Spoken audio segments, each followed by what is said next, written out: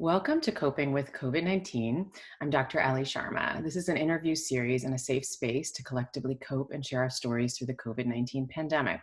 Please note that this series is for informational purposes only and is not considered medical advice. Today, I am joined by Gaurav Bawa. Gaurav Bawa is currently working as Managing Director at WIKA India, a German multinational firm with manufacturing operations for plants and facilities in different parts of India and more than 1,000 employees. He has 26 years of industry experience in leading various functions like manufacturing, quality, Six Sigma, sales, and now as a business leader.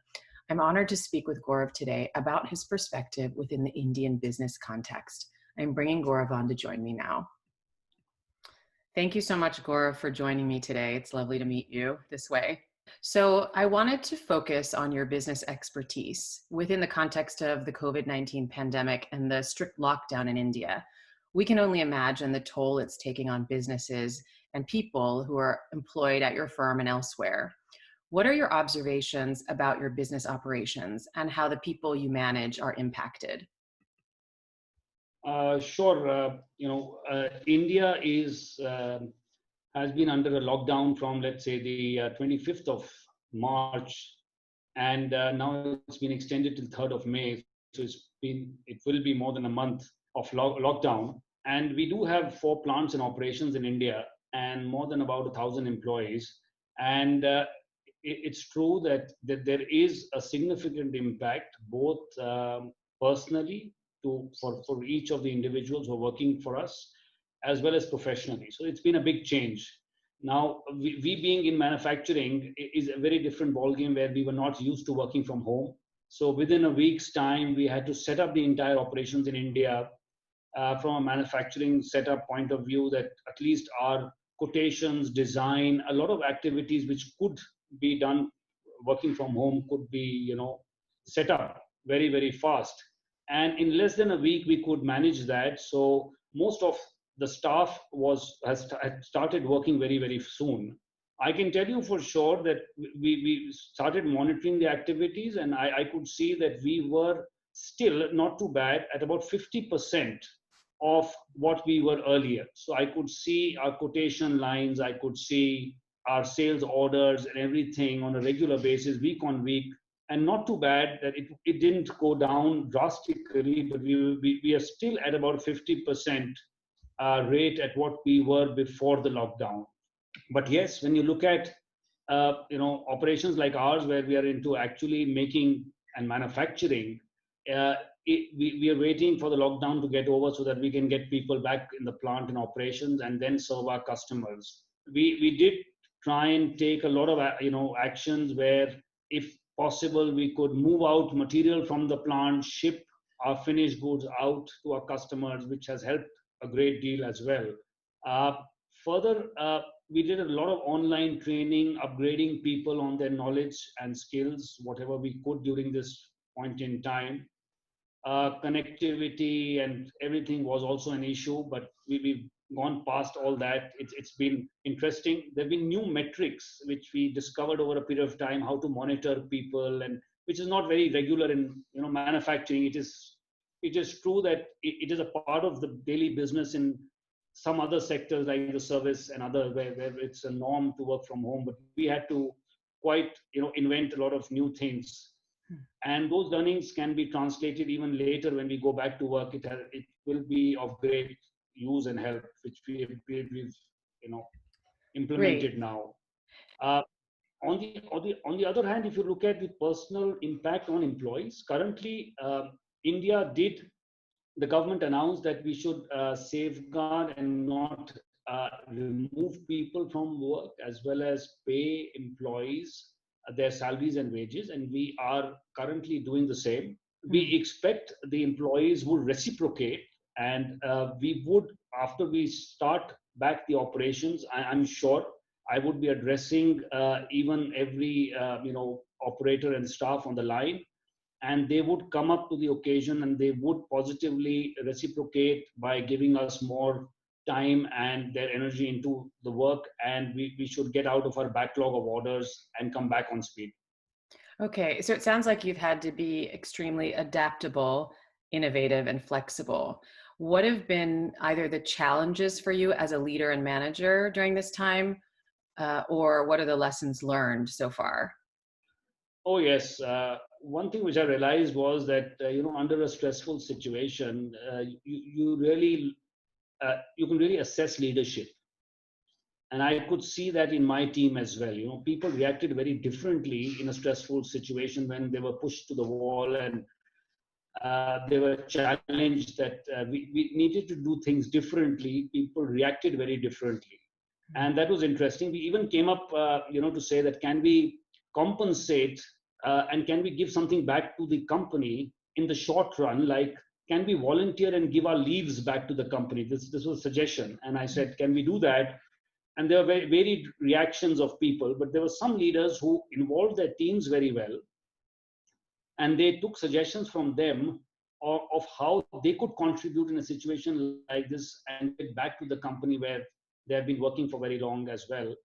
And we got absolutely great suggestions from all the employees on how they would like to contribute. And we were also successful in getting 5 days voluntary leave from everyone, from all the staff which is working for the company. So lessons learned, if you ask me, one I feel is that you need to really communicate, and involve everyone during a tough situation. It makes life easier.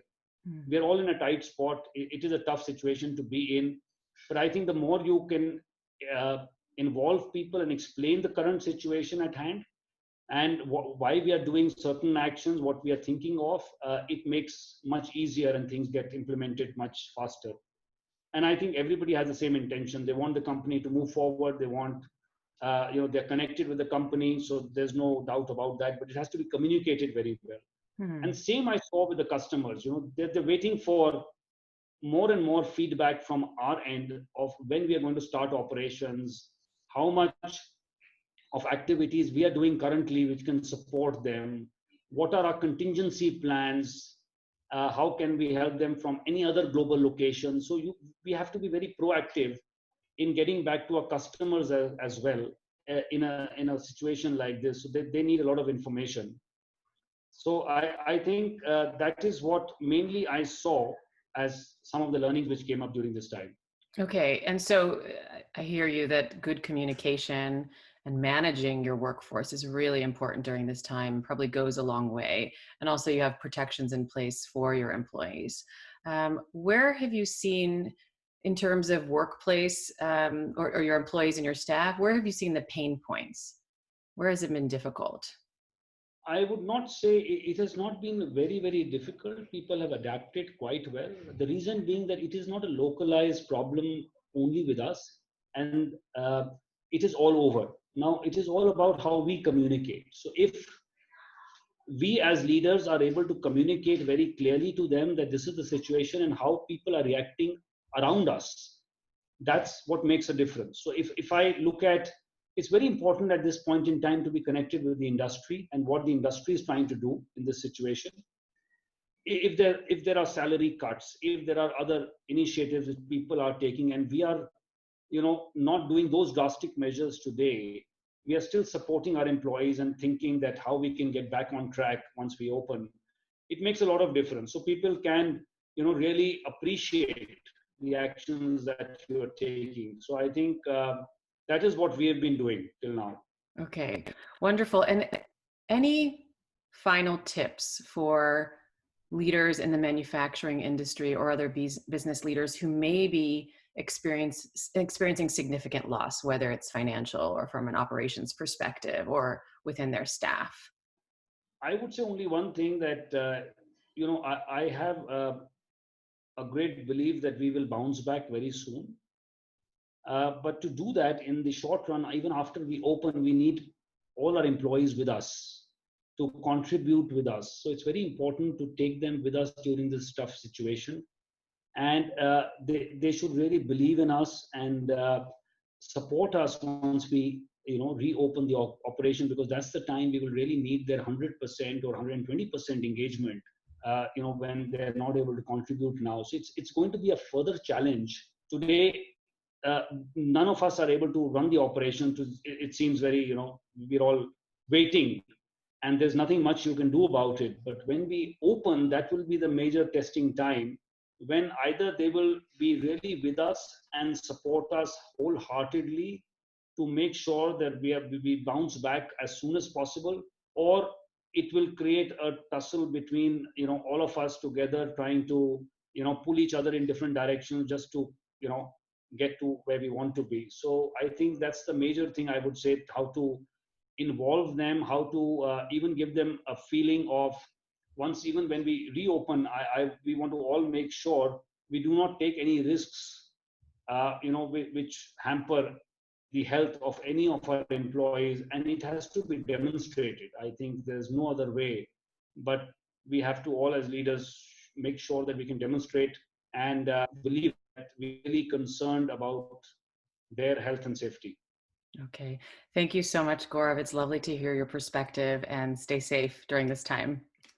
Thank you, Gaurav, for joining me today. Now, let's get clinical. What stands out to me most strongly from this interview is the power of leadership, adaptability, and flexibility during this time, in addition to strong communication to his workforce of over 1,000 people. In India, as you may know, there's a strict 21-day lockdown, which has been extended to May.